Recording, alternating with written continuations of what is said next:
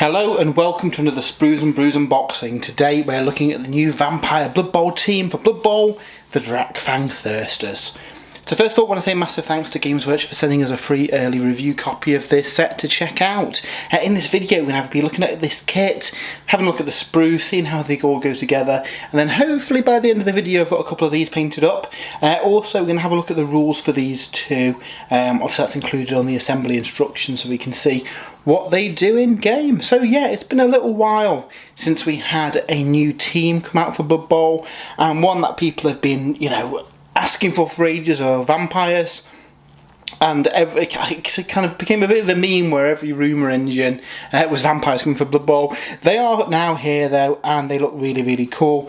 They've got a bit of a kind of Hammer horror aesthetic to them, which is pretty cool. We've got that classic kind of iconic vampire look, lots of bats, and even down to on the back of the box you've got coffins and bats as the various markers. So these should be really, really fun. So also you get quite a bit in the box as well. So 8 linemen, 2 throwers, 2 blitzers and 2 runners. In addition to this, up for pre-order today as well, I believe there's a couple of star players and the Vargeist positional available from Forge World 2. So pretty good now that when these Blood Bowl releases come out, they tend to have all the positionals and all the star players and stuff coming out at the same time, which makes it a little bit easier to build your team. So without further ado, should we crack this open and have a look inside? So we pop that open and take out the sprues. So, as ever, we get bases. Now, interestingly, they're not the Blood Bowl bases, a little hole in them. I think we mentioned this on the last unboxing that we did, and they don't seem to be sending these with the models anymore. I think you can still buy them separately. But yeah, it's a shame because I quite liked those bases with a little hole in the base to stick the ball into. I thought that was a really good idea, but they seem to be standard bases in there. We also get a full transfer sheet as well with all of the positionals on there. They're really handy for, showing which player's which, especially in this team where I think a lot of the positionals do look very similar. So yeah, I think it's going to be helpful to have those kind of the position names on the back of the bases in order to tell which player is which. They look really cool though. So let's have a look at the sprues. Now, like with most of the specialist game stuff, you tend to get 2 duplicate sprues, and then most of the players on here have got a couple of different heads, so you've got a bit of a different pose between each of the ones that you build. So move that to one side and have a look at the frame, and they look really, really cool. I've been looking forward to seeing the vampires come to Blood Bowl, so I've seen them have such a cool kind of iconic vampire-y look. It's really cool. Yeah, really looking forward to building these and painting them up. Unfortunately, I've got hold of these a little bit later than planned, so might not be able to get the whole team painted up for this video, but I'm hoping to have at least one painted up so we can see what they look like, and then over the coming weeks I'll get the rest of these painted up so we can see what they look like in the flesh. So that is the kit. Before we jump ahead to the video though, we'll have a look how they go together, and we'll also have a look at the rules as well. So like I say, most of these have got a couple of different heads on them, which just makes it, the whole team, even though it's built out of 2 duplicate frames, it adds a lot of variety between them, which is pretty good. So even if it is just the head, at least they'll look distinct on the pitch. They look really cool. There's not many parts on them as well, so they should be fairly straightforward to build up. Yeah, they look like they're going to be really, really good fun to do. So yeah, for colour scheme, I don't know whether to copy the box art or I might go with purple skin like I've done on my Age of Sigmar vampires, because I think they look quite distinct with that. So I've gone to the team, and I don't know if you can see that there because it's quite small, but here we have the stats for the team itself. So you can have 0 to 16 linemen at 40k each. The runners are 100,000, movement 8, agility 2+, pass 4+. They've got bloodlust 2+, hypnotic gaze and regeneration. Then you can have 2 throwers at 110,000. Agility 2+, Pass 2+, Bloodlust 2+, Hypnotic Gaze, Pass Regeneration. The Blitz is 110. Again, similar stats, Agility 2+. These guys are pretty agile.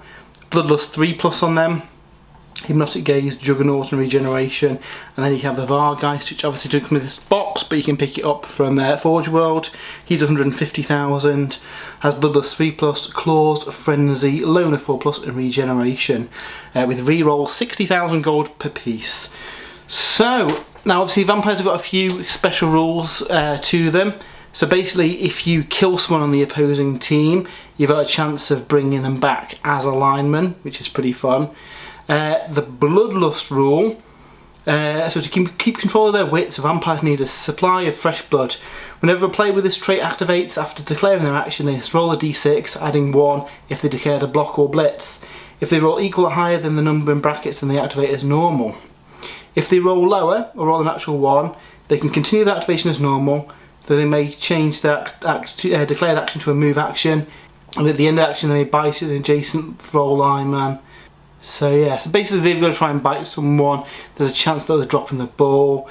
It's basically, they're very strong, but it gives them a bit of a downside in order that a lot of these have got a 2+, 3+ Bloodlust roll, so you're probably going to get it, but there is that chance that they fail and you've got to bite one of your guys in order to keep going.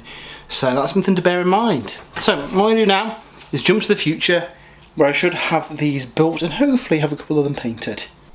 So unfortunately didn't have enough time to get these painted. They are all assembled though, so what we're going to do now is have a look at the assembled figures and see what they look like in the flesh. Unfortunately, with me rushing to build a night for today's other video, didn't quite have a chance to get some paint down on these. But keep an eye on our Twitter and over on spruesandbrews.com. As soon as I've got them painted, what I'll do is update the article over on the site about these, and you'll be able to see them there, because I'm super keen to get some games in with these, so desperate to get them painted.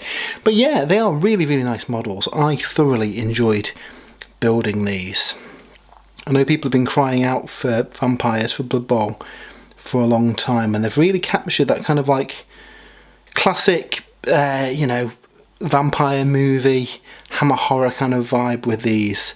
They are really cool, and they've done a good job at kind of adding some variety to the pose of these as well. Obviously the main positionals here, it's just a head swap, but as we look through some of the other vampires, they've done some quite clever things with the components. So the first thrower has got his like wing wrapped around the ball, and then the other one is in more of a about to throw pose. They both use the same core body, but because of that kind of difference in how they're posed, makes them look, you know, quite different next to each other, which is nice. I was worried that the vampires would be a little bit hard to identify the different positionals that we've got, but actually there is a distinct silhouette to all of them, which does make it easier to identify what they are. Obviously you've got the transfers in the box as well that you can put in the base. These two are probably the most alike out of them. And when it comes to the linemen though, these are really nice. There's quite a lot of variety in the poses. It's quite clever how they've put these together to make them look, you know, different in models that are you know, using the same similar components. Yeah, I think they're going to be quite fun to paint up, these guys. There is one, I'll see if I can find him, who is the spitting image of Richard O'Brien as Riff Raff in the Rocky Horror Picture Show. Where is he? I think it's this one here. It is uncanny. You might not be able to see very well on the video, but yeah, it really does look quite a lot like Richard O'Brien. I don't know if that's intentional. But yeah, it made me laugh while I was building him. But yeah, these are really cool models. I think players will be quite happy with these to add to their collection, and it's interesting to see what you know, Blood Bowl teams are going to follow after these. You know, will we see Chaos Dwarfs? That'd be a big one that lots of people would be very excited about. This guy deserves a shout out with the little bat that he's holding. And that's really cool. Tomb Kings, again, would be another cool one that people would want to see. So there's lots of fun stuff they can do. We've had quite a bit of stuff in this edition of Blood Bowl. I know the releases have maybe not been as regular as people would hope, but then the specialist game stuff does tend to be a release every quarter or so. The turn counters and tokens are really nice as well. So we've got that. We've got a nice coin, which has got a nice bit of detail to it. And then finally the balls. I don't know if the camera's going to focus on these, but there's one that's being carried by 2 bats, which is really fun. And then the other one is like a bat that's been tied up in a straitjacket. I don't know if that's going to focus. There you go, you can just about see in there, which is really, really cool. So yeah, really fun team. I'm looking forward to using these. I haven't had a game with them yet. I want to get some paint on them and get some games in, but they look like they're going to be quite cool. Obviously, the thing you need to be careful about is your bloodlust, where you could end up, you know, having a turnover or being at a position if you haven't got a thrall to chomp on during your activation. Though it is rare that you'd get that result on your dice. A lot of them are 2+ or 3+, but you know, this is Blood Bowl. You're going to end up rolling those unlikely rolls, so make sure you have some re-rolls just in case you need to do something about that. But yeah, like I say, we've got a full write-up on the website as well. We've got some more images of these models along with a write-up of the team and what they do. So check that out over on spruesandbrews.com. We've also got a video up today checking out the 2 new Cerastus Knights for the Horus Heresy. So that's a fun video. And if you've enjoyed this, why don't you give the video a like? We do lots of unboxings like this. If you give us a follow, you can check out all the videos when they come out. So it'd be massively appreciated, your support there. But yeah, until next time, have a great weekend, and we'll see you soon.